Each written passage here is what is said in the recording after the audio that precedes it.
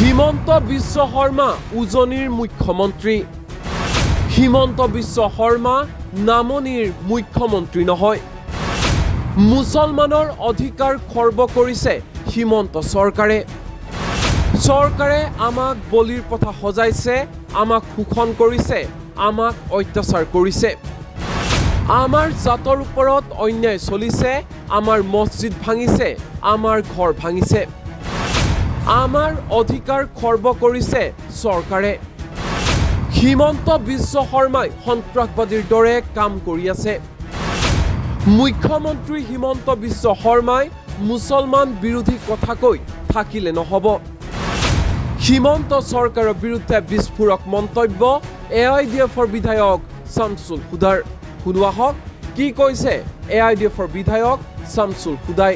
হেমন্ত বিশ্ব শৰ্মা ডাঙৰীয়া তেওঁ এজন মুখ্যমন্ত্ৰী, কিন্তু তেওঁ আমাৰ অসমৰ মুখ্যমন্ত্ৰী নহয়, তেওঁ উজনিৰ মুখ্যমন্ত্ৰী। AIDF দলৰ এক ফোঁটা ৰক্ত থকালৈকে এইখন অসমত তেনেকুৱা কোনো কাম নচলিব। মুজিবুৰ ৰহমান, হযৰত মৌলানা বদৰুদ্দিন আজমল কাছিমি ডাঙৰীয়াৰ কোনো মূল্য নাই।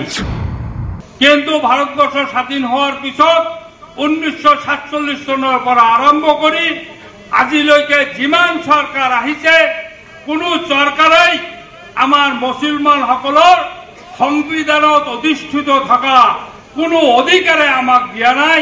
বৰং এই ভাৰতবৰ্ষত আমাক কেৱল এই প্ৰতিটো চৰকাৰ, ভাৰতীয় জাতীয় কংগ্ৰেছ চৰকাৰ, এতিয়া বিজেপি চৰকাৰ, জনতা চৰকাৰ, যিবিলাক চৰকাৰ ইতিমধ্যে পাৰ হৈ গৈছে, এইবিলাক চৰকাৰে কেৱল আমাক শোষণ কৰিছে, আমাক অত্যাচাৰ কৰিছে, আমাক বলিৰ পথা বনাইছে। গতিকে এইখন অসমত আমি জীয়াই থাকিব হলে এইটো দল AIDF দল, এটা আমাৰ আগৰ বক্তাই কৈ গৈছে, এইটো দল নহয়, এইটো হৈছে এটা বিপ্লৱ, এইটো হৈছে আমাৰ ধৰ্মীয় যুদ্ধ। গতিকে এই দল আমি জীয়াই ৰাখিব লাগিব, এই দলক আমি আগুৱাই লৈ যাব লাগিব।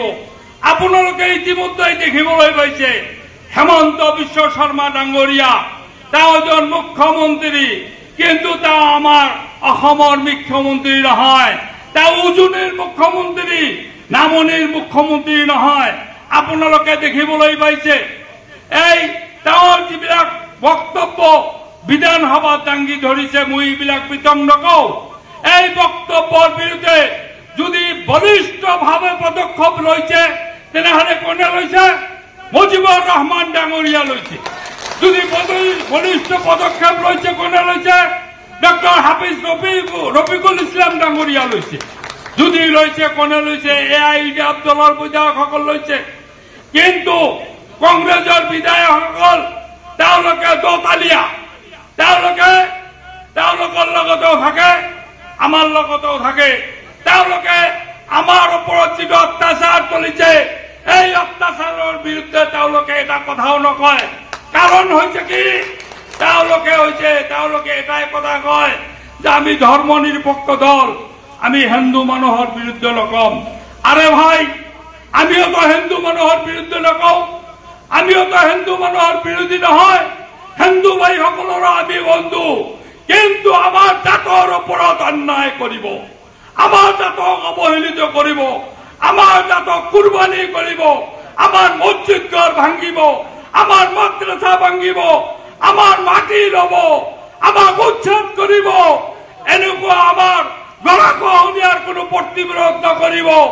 এইটো কবলৈ গৈ যদি হযৰত মৌলানা বদৰুদ্দিন আজমল কাছিমি ডাঙৰীয়া, এইটো কবলৈ গৈ যদি মুজিবুৰ ৰহমান ডাঙৰীয়া, এইটো কবলৈ গৈ যদি আমাৰ AIDF দলৰ বিধায়কসকল, এইটো কবলৈ গৈ যদি AIDF দলৰ আপোনালোকৰ আমালোকৰ সংগঠন, যদি এইটো কবলৈ গৈ যদি আমি এটা একপক্ষীয় কথা কৈ আছো, তেনেহলে এনেকুৱা একপক্ষীয়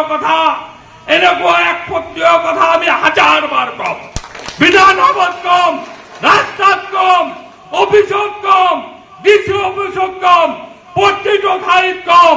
আমাৰ ৰক্ত বিলীন কৰি দিম, আমার জাতির কারণে আমি রক্ত বিলীন করে দিম আমি অন্যায়ভাবে নয় আমার অধিকারের ভাবে আমি কারো অধিকার খর্ব করি বলেই না যাও কিন্তু আমার অধিকার কোনো ভাই খর্ব করিলে তেনেহলে এআইইউডিএফ দল বহি না থাকে এআইইউডিএফ দলৰ এক ফোঁটা ৰক্ত থকালৈকে এইখন অসমত তেনেকুৱা কোনো কাম নচলিব তেনেকুৱা সন্ত্ৰাসবাদী কাম তেনেকুৱা হেমন্ত বিশ্ব শৰ্মাৰ সন্ত্ৰাসবাদী কাম তেনেকুৱা ভাৰতীয় জাতীয় কংগ্ৰেছৰ সন্ত্ৰাসবাদী কাম আমি চলিবলৈ নিদিওঁ হয় না কথাটো থাকিব না আপোনালোকে সেইকাৰণে আজি এই দলটো আপোনালোকে মজবুতভাৱে কৰিব লাগিব আপোনালোকে এইখন ঘৰ দেখিছে এইখন ঘৰত যদি খুঁটি নাথাকে তেনেহলে ঘৰটো নাথাকিব দলৰ প্ৰধান মানুহ হৈছে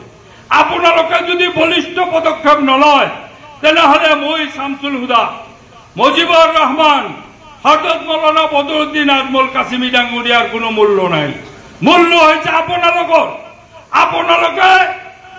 আপোনালোকে বলিষ্ঠ পদক্ষেপ লওক গ্রাসরুটটো আপোনালোকে শক্তিশালী কৰক গ্ৰাসৰুট যদি শক্তিশালী হয় তেনেহলে আমাৰ দল মজবুত হ'ব আমাৰ দল যদি মজবুত হয় তেনেহলে আমি বিধানসভাত এই বিলি যেনেকৈ বলিষ্ঠ পদক্ষেপ লৈছো অহা দিনতে বিধানসভাৰ প্ৰতিটো টেবিলত আমি